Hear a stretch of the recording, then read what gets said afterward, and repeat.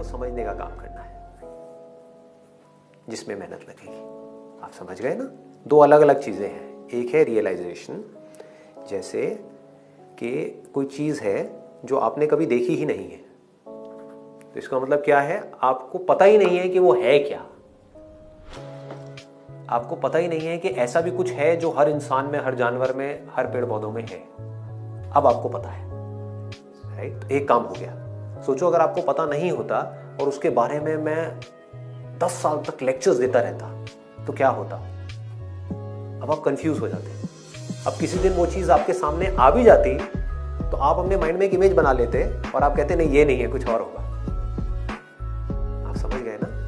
तो अब आपने रियलाइज तो कर लिया कि कुछ ऐसा है यहाँ पे जो कोई थॉट नहीं है, कोई इमेजिनेशन नहीं है। क्योंकि मैं आपको बोलता हूं, अपनी मदर की साउंड को क्रिएट करो अपने माइंड में, करो क्रिएट। आपकी मदर की एक आवाज है ना, जो मेरी आवाज से अलग है, आपकी आवाज से अलग है, उसको इमेजिन करो। उसको थॉट बोलते हैं।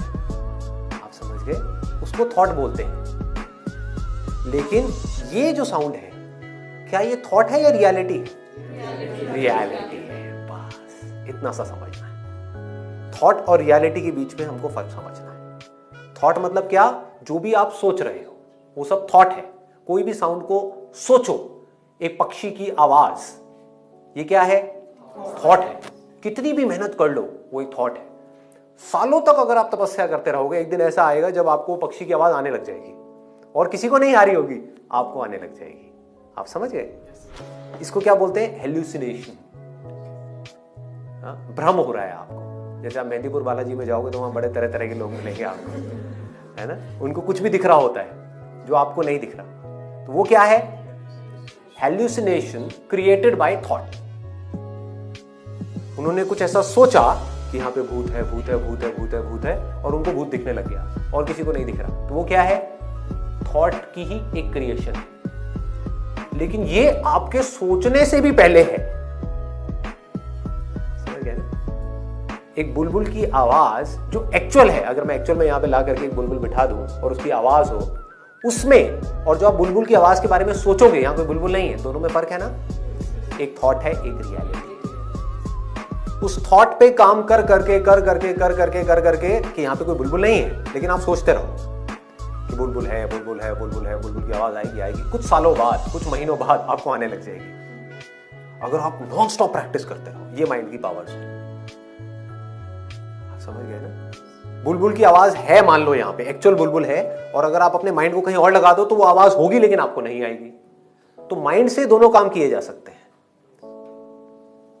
जो है उस तरफ से ध्यान को हटाया जा सकता है, और जो नहीं है उसको आर्टिफिशियली क्रिएट किया जा सकता है। लेकिन यहां पर ये दोनों ही काम नहीं हो रहे। यहां पर क्या है? रियलिटी। जैसे मैं रियलिटी हूं, अगर मैं आप करके आपको कहता हूं नहीं ये आपका वहम है, आपको वहम हो रहा है, ऐसी कोई साउंड नहीं है, मान जाओगे आप? सर कोई कहेगा उसको भी रियलाइज करा देंगे अब तो। हो सकता है उसको रियलाइज ना करा पाओ। जैसे कि मेरे पेरेंट्स हैं या आपके पेरेंट्स हैं, उनके वो आपको हो सकता है आकर के बोल सकते हैं कि ये वहम है।